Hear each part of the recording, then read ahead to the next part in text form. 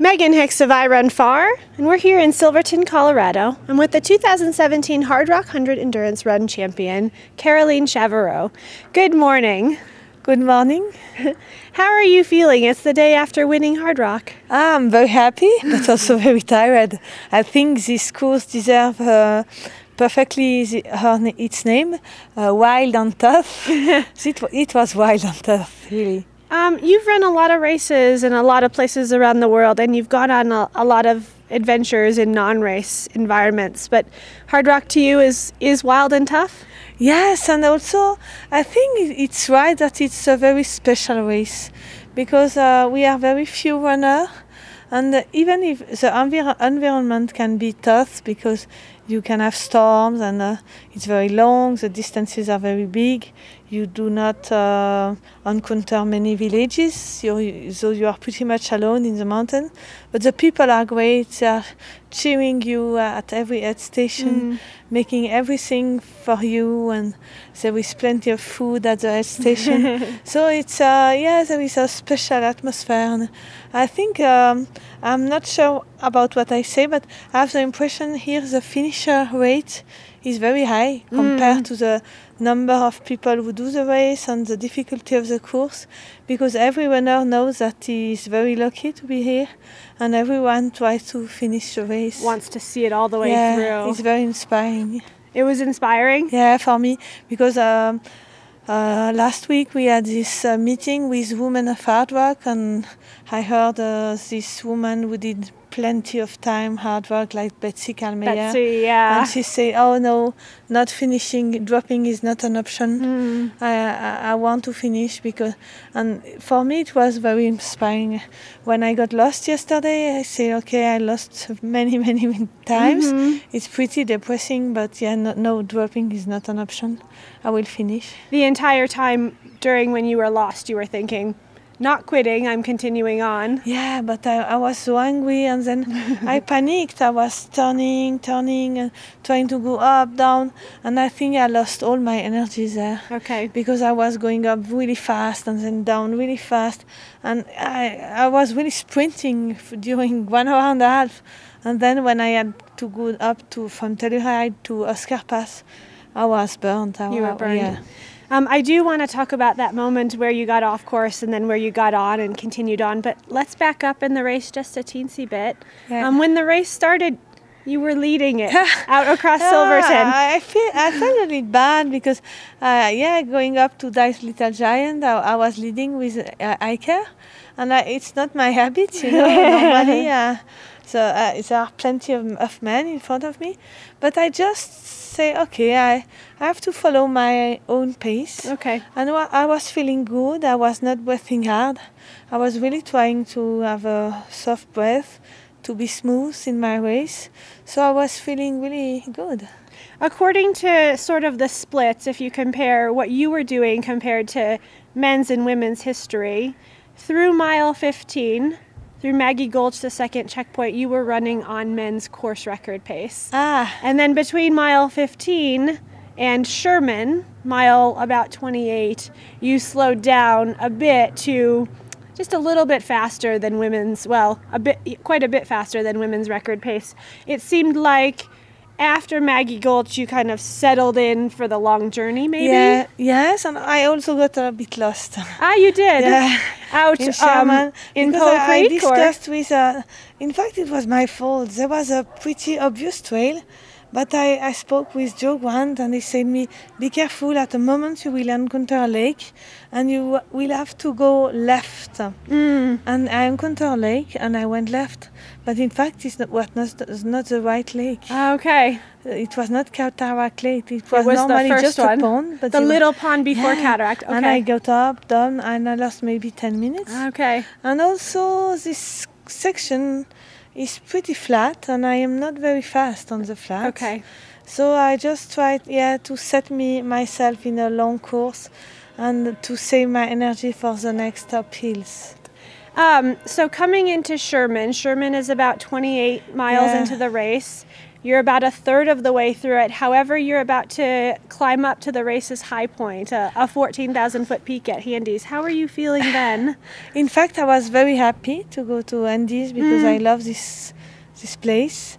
And but the problem was we encountered this huge storm. A huge storm. Yeah, and it was first raining very heavily, and then there was some hail. It was really painful, and so I was really cold. I did, because my rain jacket was not the heavy one. Okay. It was a light one, and I was really, really cold. So I say, okay, all I have to do is to hurry up as fast as I can to stay warm.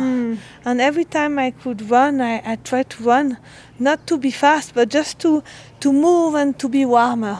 And I knew that in Andes, after Andes, I would see some downhill, and downhill makes me warmer. Okay. So I think I did this section pretty fast. I think you did. Because I wanted really to go up and down there, but it was quite tough. Yeah.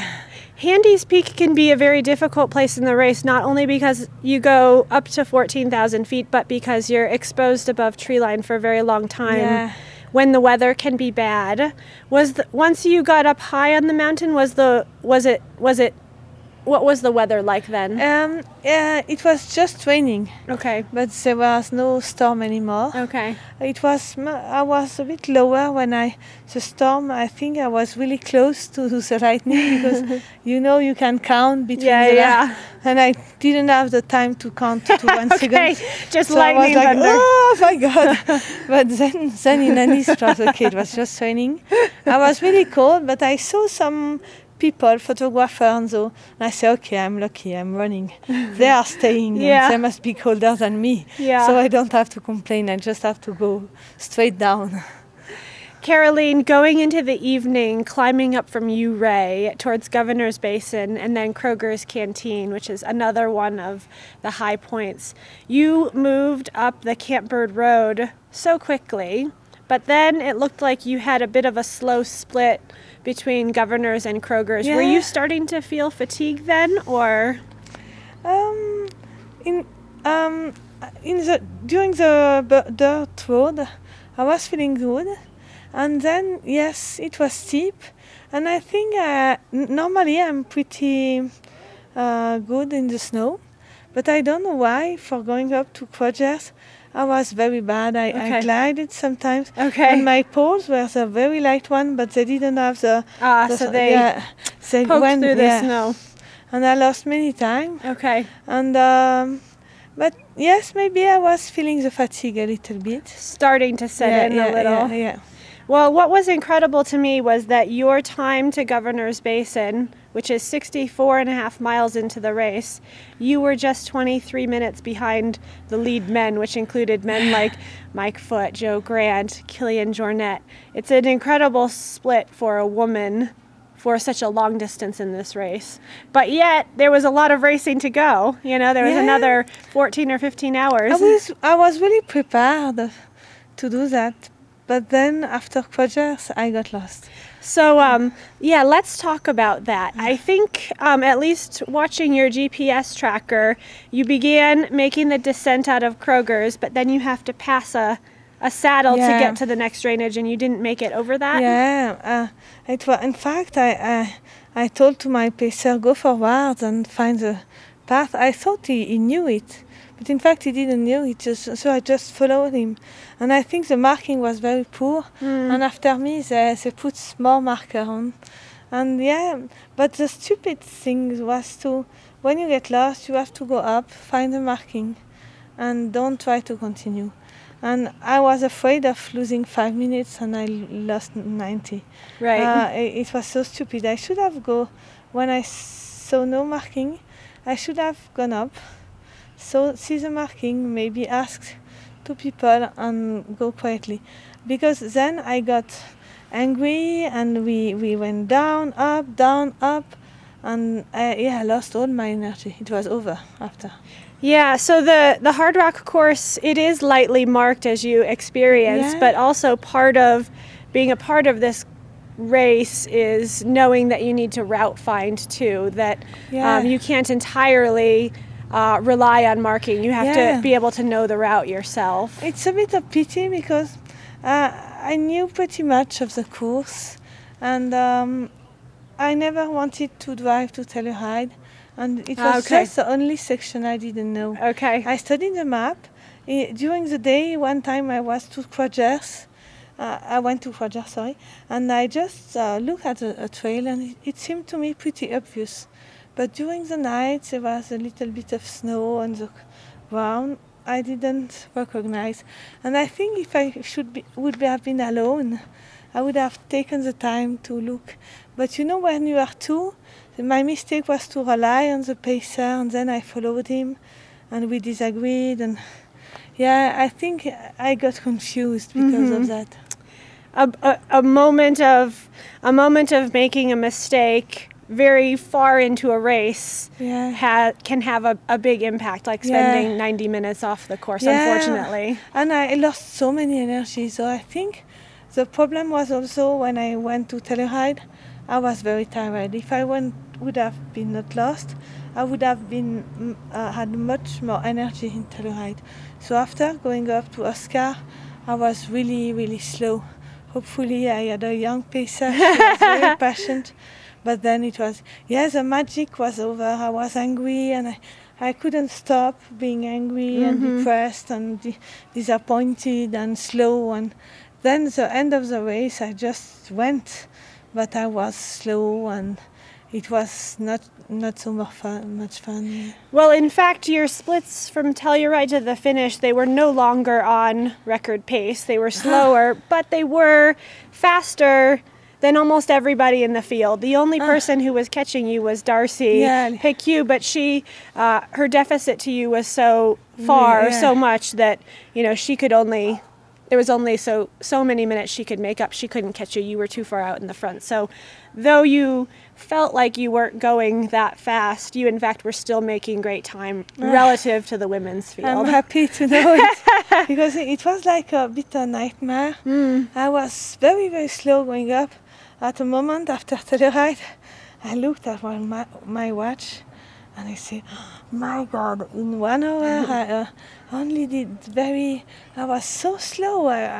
Then I stopped looking at the watch, because I said it should only it will only get me, getting me more depressed. And the problem, I think I could have some good run in downhill until Chapman. Even going down to Katie, it was okay. But then the last downhill, I couldn't run. Very hard. Yeah. No, I had no legs. Well, I think the award ceremony is just starting, and I want you to go in and collect your winning trophy. But a last question for you. You crossed the line in Silverton. You run the third fastest time of women in the race's long history. Do you feel a sense of, you speak of being angry and disappointment and feeling fatigue. Now that the race is over, do you feel a sense of pride for what you did accomplish there? For the moment, no, but I'm very happy to a little bit pride, because I could do it, and that was my goal, to be able to do this circle and to kiss the rock. Yeah, I'm happy about that, and but I'm not really the person, a person who is easily proud of herself. So but I think it was good what I did, and to keep continuing and not getting completely despaired. So I'm happy. Hardrock is a race that people return to. Do you think you'll return? I have the tickets. Yeah, you do. So I spoke with my husband this morning, and he said, you will leave another time next year.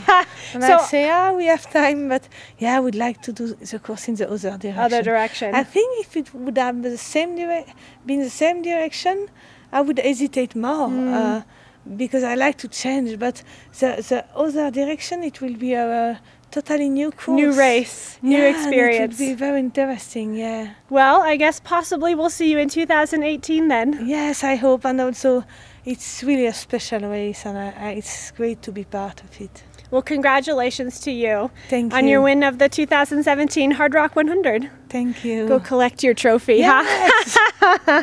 Well done.